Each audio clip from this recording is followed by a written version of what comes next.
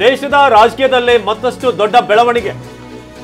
ಸರ್ಕಾರ ರಚಿಸಲು ಇಂಡಿಯಾ ಮೈತ್ರಿಕೂಟ ಏನಿದೆ ಅದಕ್ಕಿಂತ ಒಂದು ಬಿಗ್ ಬ್ರೇಕಿಂಗ್ ಬರ್ತಾ ಇದೆ ಅವಿನಾಶ್. ಎಚ್ ಡಿ ಕುಮಾರಸ್ವಾಮಿಗೆ ಅಮಿತ್ ಶಾ ಬುಲಾವ್. ಅಮಿತ್ ಶಾ ಅವರು ಕುಮಾರಸ್ವಾಮಿ ಅವರಿಗೆ ಕರೆ ಮಾಡಿದ್ದಾರೆ. ಮೋದಿ ಅವರು ಕೂಡ ಕುಮಾರಸ್ವಾಮಿ ಅವರಿಗೆ ಮಾತುಕತೆ ಮಾಡಿದ್ದಾರೆ ಅಂತ ಮಾಹಿತಿ ಲಭ್ಯವಾಗ್ತಾ ಇದೆ. ಸೂಪರ್ ಬ್ರೇಕಿಂಗ್ ನೋಡ್ತಾ ಇದ್ದಾರೆ ಎಚ್ ಡಿ ಕುಮಾರಸ್ವಾಮಿ.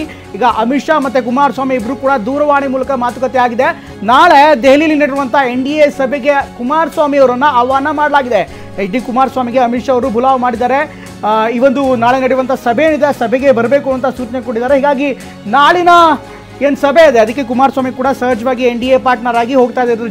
ಜೊತೆಗೆ ಇನ್ನಿತರ MP ಗಳನ್ನು ಕೂಡ ಕರ್ಕೊಂಡು ಹೋಗ್ತಾರೆ. ಅದನ್ನು ನೋಡಬೇಕಾಗತ್ತೆ. ಯಾಕೆಂದರೆ ಅವ್ರ ಜೊತೆಗೆ ಕೋಲಾರದ MP ಕೂಡ ಇದ್ದಾರೆ, ಅವರು ಕೂಡ ಹೋಗ್ತಾರೆ. ಅದ್ರ ಬಗ್ಗೆ ಇನ್ನಷ್ಟು ವಿವರಗಳು ಬರಬೇಕಾಗಿದೆ. ಯಾಕೆಂದರೆ ಯಾವ ರೀತಿ ಸಭೆ ಆಗಿದೆ, ಸಂಸದೀಯ ಸಭೆ ನಡೆಯುತ್ತಾ ಇದೆಲ್ಲವೂ ಕೂಡ ನೋಡಬೇಕಾಗತ್ತೆ. ಒಟ್ಟಲ್ಲಿ ಈಗಾಗಲೇ ಪ್ರೋಆಕ್ಟಿವ್ ಆಗಿದ್ದಾರೆ. ನಿತೀಶ್ ಕುಮಾರ್ ಜೊತೆಗೆ ಚಂದ್ರಬಾಬು ನಾಯ್ಡು ಜೊತೆಗೆ ಕೂಡ ಮಾತುಕತೆ ಆಗ್ತಾ ಇದೆ. ಒಂದು ಕಡೆಗೆ ಶರದ್ ಪವಾರ್ ಅವರು ಎಂಟ್ರಿ ಕೊಟ್ಟಿದ್ದಾರೆ, ಅವರು ಕೂಡ ಮಾತುಕತೆಯನ್ನು ಮಾಡಿಸ್ತಾ ಇದ್ದಾರೆ. ಶರದ್ ಪವಾರ್ ನೇರವಾಗಿ ಇಬ್ಬರಿಗೂ ಕೂಡ ಆಫರ್ ಇಟ್ಟಿದ್ದಾರೆ.